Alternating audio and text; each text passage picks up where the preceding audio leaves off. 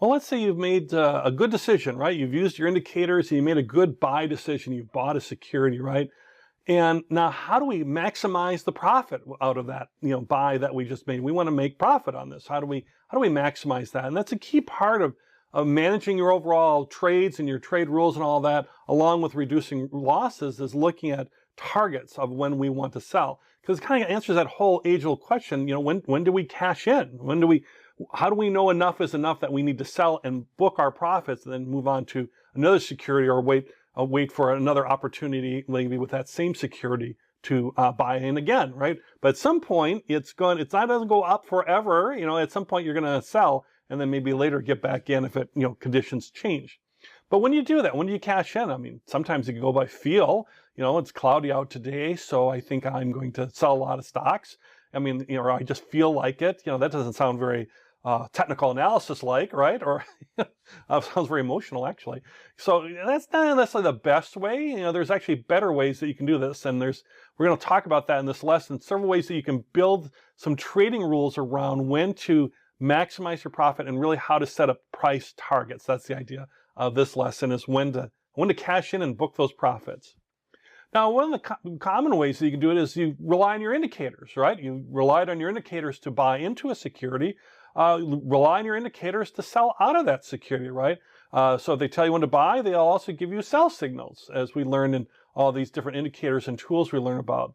And the benefit of using indicators is that it gives you the ability to maximize gains, right? You're using your indicator to tell you, what is the right decision making. Now, the challenge with that, of course, is sometimes indicators are not foolproof. They can give false signals. So you might sell before you really should have, or maybe you think you should hold a little bit more, but really you should have sold right away, right? So nothing's perfect in that, but using your indicator will help more maximize gains, more so than maybe some other ideas that we're going to learn about. It also requires a challenge, and it requires more market monitoring time, right? Because you've got to be a little bit more watching and watching for these sell signals to happen. So you're going to have to watch your securities a little closer that you have an investment in.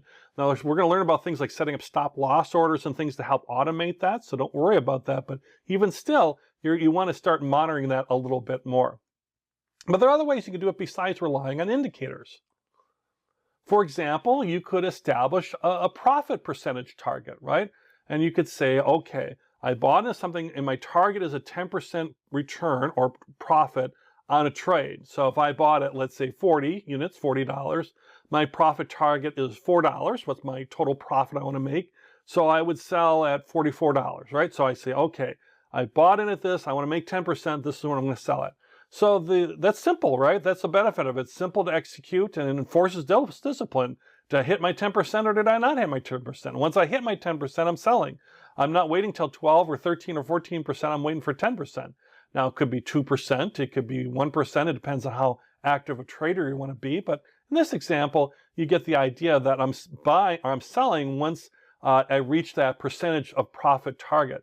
Now, the challenge of that is you could miss out on extra profit if the security keeps rising. Well, let's say you're on a strong uptrend and you've made your 10%, but let's say this thing kept going and you're going to make 12, 13, 14, 15, 20.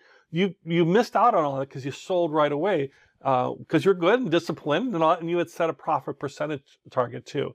The other thing too you want to be aware of is, let's say you don't ever get to the profit percentage and never gets up to 10%. Then are you kind of stuck in a little bit of a sideways move and it's just kind of stuck there? Or is it now starting to reverse and go downward, but you haven't reached your 10% yet?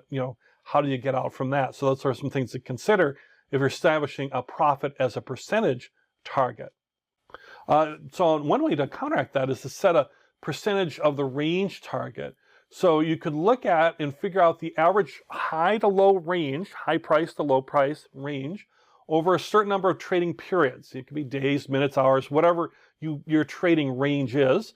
And then you use indicators, assuming you're trying to buy in or you're at or near the low end of the range, right? That's the whole idea of using an indicator. You're probably not buying at the high end of the range. Sometimes you can with momentum and all that.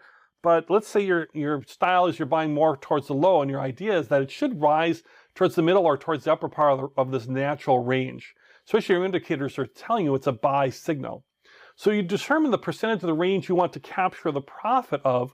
Let's say 50% of the range, could be any number, since you're buying at the low end, there should be more upside, right? So 50% seems pretty aggressive, but you're buying in and you're exiting at the end of the range, not 50% profit. You're looking at the range there. So this will make a little more sense if we look at it as an example right here. So let's look at a percentage of the range target, a target sell time based on this example. So let's say you're over 20 periods, the high for something is 150 and the low is 130, right? So that's the high and low over 20 periods. So the range is 20, right? 150 minus 130, the difference between the high and low. And then the 50% of that range, simple to calculate, what's half of 20, basically would be 10, right? So you figure out that's your target. So if your target's at 50%. So you would sell at 140, right? So I'm buying in maybe near the bottom of the range. Maybe I'm at 130, but maybe I'm buying in at 135 because I'm not at the absolute low of the range, but I know my range is this. So once I get to 140, then I know I've reached my profit. If I bought at the absolute low, like in this example in the fourth bullet point, I'd be 130 plus $10 would be 140 I'm selling at, and I would have made $10 of profit. But if I bought at 135, I made $5 of profit. The benefit of this is you have a clear sell target, right?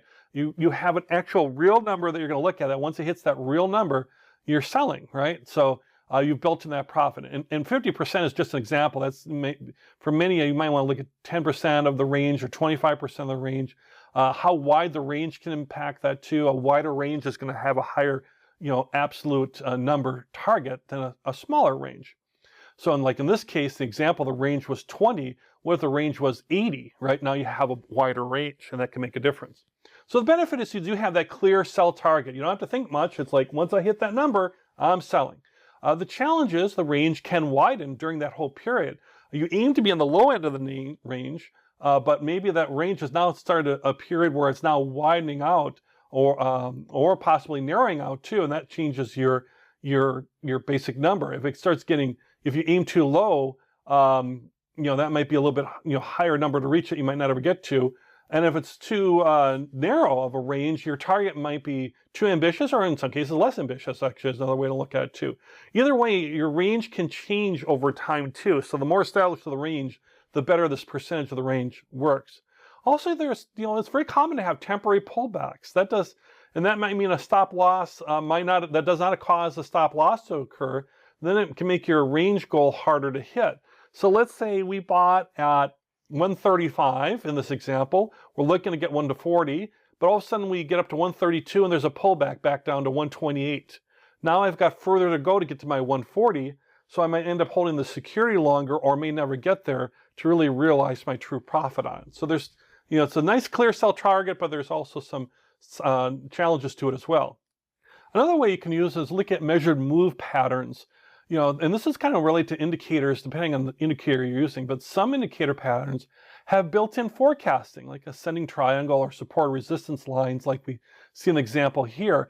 And so when you buy in, you're setting your price based on the pattern continuation. So if I was looking at that support line, let's say I'm buying near the bottom, I want to buy near the bottom, near the support line, I know that it's going to rise up hopefully to this resistance line and follow the pattern.